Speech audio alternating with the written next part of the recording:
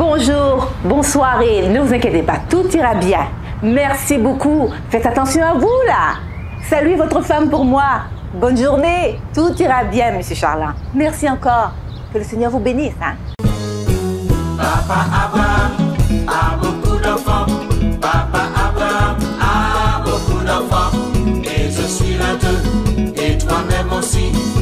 Nous louons le Seigneur. Un toi, Papa Abraham a beaucoup d'enfants.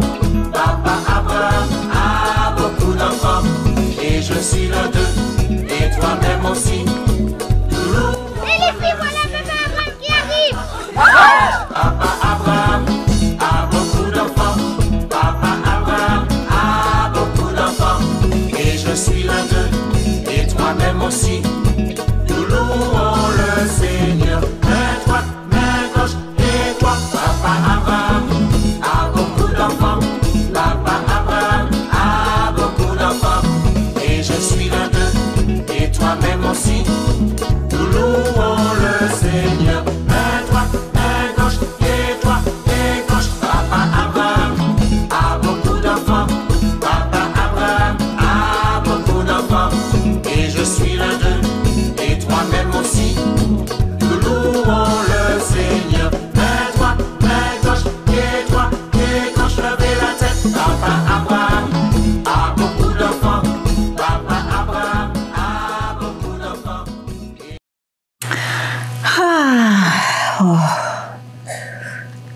Ah, c'est vous? Ça fait longtemps que je ne vous ai pas vu. Bonjour les amis. Qu'est-ce qui m'est arrivé? Oh, c'est une longue histoire. Mais justement, j'ai le plaisir de vous raconter ce qui s'est passé aujourd'hui avec moi. Au début, c'était pas tellement intéressant. Mais après, j'ai retrouvé ma joie. J'étais triste.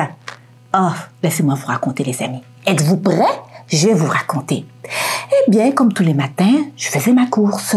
Donc, je vais toujours au même parc. Ce qui est arrivé, subitement, j'ai trébuché. Et oui, je suis tombée. J'ai frappé, mon coude s'est frappé à un genre de rocher. Oh, aïe, aïe, ça a été très dur pour moi. Je me suis crispée, j'étais crispée par terre, à rouler par terre, j'avais mal, je souffrais. Oh, tiens, qu'est-ce que je vois au parc? Je vois mon voisin, Monsieur Savard. Alors, je suis contente parce que je sais que Monsieur Savard me dit toujours « Bonjour, chère voisine, comment allez-vous » Alors, je me suis dit « Monsieur Savard va venir et il va m'aider. » Monsieur Savard s'approche de moi. Oh, il me regarde et il part, il m'ignore. Oh, je comprends plus rien. Je comprends vraiment plus rien. Est-ce que c'est le même Monsieur Savard qui me salue chaque matin? Lorsque le soleil est là, il me dit bonjour. Et lorsque le soir arrive, il me dit bonsoir. Alors, je ne comprenais plus rien. Je dis peut-être qu'il est arrivé quelque chose. Il est pressé. Il ne m'a pas vu. Bon, alors, je suis restée encore à souffrir. Oh, je dis, oh, j'ai mal. Mais je n'ai pas pleuré parce que j'étais au parc, voyons. Mais quand même, ça me faisait mal, mon coudre. Et subitement, oh, regarde, qui est-ce que je vois encore? Je vois la caissière du supermarché. Je dis certainement qu'elle va penser à moi, qu'elle va me remarquer, car chaque jour, presque chaque jour, lorsque je vais chez elle, lorsque je vais au supermarché, en fait, elle me demande toujours « Voulez-vous, chère madame, un sac ?» Alors je lui réponds « Oui, bien sûr, merci !» Alors, elle arrive. Ah, qu'est-ce qui arrive? Elle ne me regarde même pas. Elle part à courir. Elle s'enfuit de moi. Oh, je me suis dit, mais qu'est-ce qui se passe? Je dis certainement qu'il y a tellement de clients dans ce supermarché qu'elle m'a oubliée. Oh, je suis restée encore à souffrir. Je ne comprenais plus rien, les amis. Est-ce qu'il vous est déjà arrivé comme ça de vous faire mal et qu'on vous a ignoré? Non, je crois que papa et maman ont toujours été là pour vous. Ah ben moi, j'étais seule au parc. Oh, aïe, aïe, aïe, aïe. Mais attendez, c'est pas fini. C'était ma tristesse. Mais au bout de quelques temps, j'entends une voix qui me dit « Allez-vous bien, madame? Allez-vous bien, madame ?» Ah, je me retourne. Qui est-ce que je vois? Un jeune homme, un peu, je pourrais dire petit, cheveux un peu bourrissés et puis un peu bizarre. Mais il avait un beau sourire. Son sourire m'a frappé énormément. Oh, Alors, lorsqu'il m'a regardé, il m'a dit, laissez-moi vous aider, madame. Vous semblez vous avoir fait mal. Vraiment, vraiment, laissez-moi vous aider. Il m'a aidé, il m'a soutenu. Il m'a mise assise sur un banc. Et de là, il a été prendre de l'eau dans sa bouteille et il a poncé mes blessures. Les amis, vous ne pouvez pas savoir comment ma joie est retournée. J'étais si attristée. Je pensais qu'on m'avait oublié. Mon voisin m'a oublié. Et je ne comprenais plus rien. Et la caissière aussi. Qu'est-ce qui s'est passé? Mais, lorsque j'ai revu ce monsieur m'a tellement apporté beaucoup de joie. Alors après ça, il m'a mis sur sa motocyclette. Oui. Je n'avais jamais fait de motocyclette. Il m'a mis sur sa motocyclette et il m'a ramené au bout de la rue. Il y avait une clinique. Et de là, ils ont pris soin de moi. Et après, il a attendu jusqu'au bout. Et il m'a ramené à la maison. Et oui, ce nom, je crois qu'il s'appelle Monsieur Charland. Oui, Monsieur Charland. Oui, et oui, il a pris soin de moi. Mais c'est pas fini. Ma joie est retournée. Alors certainement, ça vous est arrivé quelque chose comme ça. Certainement, quelqu'un a pris soin de vous. Vous êtes sûrement tombé, vous faites mal. Mis à part des parents, peut-être il y a quelqu'un d'autre qui a pris soin de vous. Tout d'un coup, une histoire me vient, une parabole me vient. Oui, un bon samaritain. Alors, je vais te le raconter, car c'est le parabole que Jésus a raconté à le maître de la loi. Quoi? Qu'est-ce que c'est, le maître de la loi? Un maître de la loi, c'est un professionnel, un genre de professionnel d'école. Alors, il étudie la Bible. En fait, il connaît presque toute la Bible. Alors, il arrive et il pose une question à Jésus. Et oui. Était-ce une vraie question ou était-ce une question piège? Alors, il dit, écoute, Jésus, comment faire pour avoir la vie éternelle avec Dieu? Alors, Jésus lui dit, que dit la loi que tu étudies? Qu'est-ce que la loi te dit? Alors, il dit, alors la loi me dit d'aimer mon Dieu de tout mon cœur, de toute mon intelligence et de toutes mes forces. Alors, Jésus lui dit, alors c'est ça. Alors, fais ça. Alors, comme le maître de la loi n'était pas tellement satisfait, parce que c'est pas vraiment ça qu'il voulait entendre, et aussi, il lui dit, aussi, la loi me dit d'aimer mon prochain comme moi-même. Alors, Jésus lui dit, alors c'est ça, fais ça. Alors, voyant que le maître n'était pas satisfait, Jésus lui raconte une parabole. Il dit, un homme descendait de Jérusalem à Jéricho, environ 30 kilomètres de marche, et des brigands se sont jetés sur lui, l'ont tabassé, l'ont battu, et l'ont roué de coups et l'ont volé, laissé pour mort. Et de là, un prêtre passait sur la route. Un prêtre passait sur la route. Le prêtre l'a regardé, le prêtre est parti, il s'est détourné, il est parti. Un employé du temple passait aussi, il a agi de la même façon. Il est parti, il s'est enfui. Et voilà qu'un Samaritain arrive. Quoi? Qu'est-ce que c'est un Samaritain? Laisse-moi te dire. Je dois boire un peu. Assieds-toi. Parce que c'est une belle parabole, c'est un beau parabole. C'est la parabole vraiment que Jésus veut vraiment nous instruire. Quelle journée. Alors, un Samaritain, c'est un homme, une personne qui est méprisée. Méprisé du regard, méprisé du peuple, méprisé d'un village, d'un quartier. Alors, on disait dans ce temps, un vaurien, c'est-à-dire quelqu'un d'inutile à la société, au village, au quartier. Donc, on ne regardait pas ces gens. Alors, c'est un Samaritain. Voilà ce qu'on appelle un Samaritain. Alors, voilà que Samaritain arrive. Le Samaritain regarde cet homme blessé, laissé pour mort, et il a pris tellement de compassion, il a eu pitié pour cet homme blessé, laissé pour mort.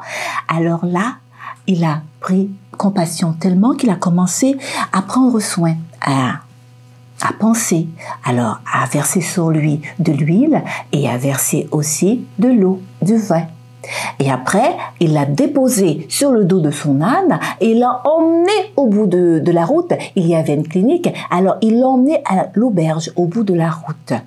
est arrivé à l'auberge. Il parle à l'aubergiste, il lui explique ce qui est arrivé à cet homme qui est blessé. L'aubergiste le fait rentrer et les deux prendre soin du monsieur. Les deux prennent soin du monsieur toute la soirée. Et le lendemain matin, le Samaritain, avant qu'il parte, il dit à l'aubergiste, écoute, voilà tout ce qui va te coûter, tout ce que cela te coûtera, tout l'argent que tu débourseras pour cet homme, ne t'inquiète pas, lorsque je reviendrai de voyage, je te rembourserai encore plus. Alors le Samaritain décide, il part.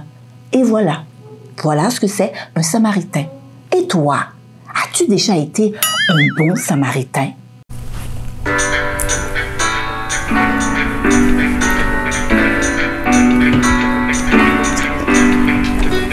Mon grand ami, tu es mon grand ami, son amour remplit mon cœur.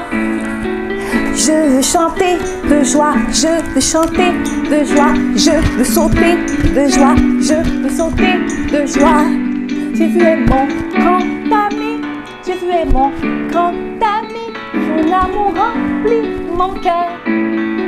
Je veux chanter de joie, je veux chanter de joie, je veux sauter de joie, je veux sauter de joie. Jésus est mon grand ami, Jésus est mon grand ami, son amour remplit mon cœur. Je veux chanter de joie, je veux chanter de joie, je veux sauter de joie, je veux sauter de joie. Jésus est mon grand ami, Jésus est mon grand ami, son amour remplit mon cœur. Je veux chanter de joie, je veux chanter de joie, je veux sauter de joie, je veux sauter de joie, je veux chanter de joie, je veux chanter de joie, je veux sauter de joie, je veux sauter de joie, je veux chanter de joie, je veux chanter de joie, je veux sauter de joie, je veux sauter de joie, de joie, de joie, de joie, de joie, de joie, je veux chanter de joie, je veux chanter de joie, je veux sauter de joie, de joie, de joie, de joie, je veux sauter de joie. Ah, que ça fait du bien de retrouver mon bras, enfin. C'était douloureux, mais maintenant ça va mieux, beaucoup mieux. Oui, avec le Samaritain, avez-vous compris vraiment qu'est-ce que c'est un Samaritain? Mais laisse-moi te poser une question. Certainement à l'école, lorsque tu vas à l'école, tu vois certainement, ou peut-être c'est toi-même, certainement des enfants qui sont au coin de la rue ou au coin dans la cour d'école, seuls. Certains sont critiqués, pointés du doigt parce qu'ils sont un peu gros. Certains, les enfants disent qu'ils sont pas intelligents, ils disent toutes sortes de méchancetés. Et toi, oui toi, je parle à toi, serais-tu le bon Samaritain pour ce jeune garçon ou cette jeune fille? Pense à ça, pense à ça. Moi, je crois que tu serais un bon Samaritain. Tu sais, tout à l'heure au parc, lorsque M. Charlon m'a donné place sur sa mobilette, moi je suis grande, je suis une grande femme, mais pour toi qui es petit, il ne faut jamais faire ça. Il faut plutôt aller à l'ambulance, appeler une ambulance. Alors, il ne faut jamais monter sur une mobilette comme ça. Et il ne faut jamais permettre de quelqu'un de nous dire « Viens, viens, viens, je vais t'emmener ». Non, non, non, non. Il faut toujours aller en ambulance. C'est ce que je voulais te dire. Alors, je suis sûre que tu as bien compris. Alors, aujourd'hui, serais-tu le bon Samaritain? Je crois que tu le serais. Et je crois que maintenant, désormais, puisque maintenant tu sais c'est quoi le bon Samaritain, tu vas être un bon Samaritain pour tous tes amis à l'école. Alors, d'ici là, je te dis bonjour, bonjour, bonjour. Alors, bye, bisous, bisous. À la prochaine. Papa Abraham.